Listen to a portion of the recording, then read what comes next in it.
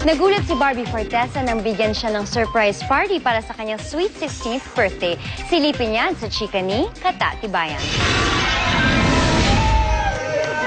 Magkahalong gulat at saya ang naramdaman ng twin princess na si Barbie Forteza nang surpresahin siya ng GMA Artist Center na isang blowout party. Akala ni Barbie, dadalo raw siya ng isang client presentation.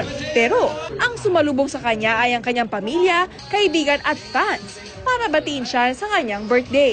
Happy birthday to you! Sweet 16 na si Barbie. And so far, ito ang pinakamakabuluhan na birthday celebration niya.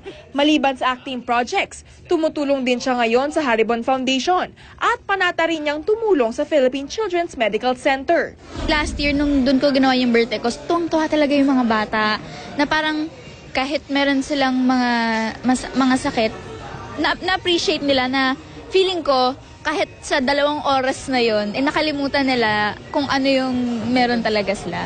Magkasunod ang birthday nila ng ka-love team na si Derek Monasterio. Mamahaling belt ang iniregalo ni Barbie kay Derek. Ano naman kaya ang regalo ni Derek kay Barbie? Alam niyo po yung film na If Only? Yun, meron doon binigay ng lalaki, binigyan ng charm bracelet.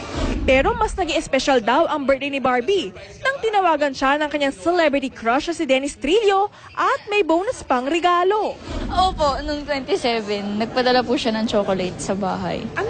Chocolates? Parang maniligaw lang Sir Dennis Trillo, maraming salamat po sa oras at sa pagbati po. Stay guwapo!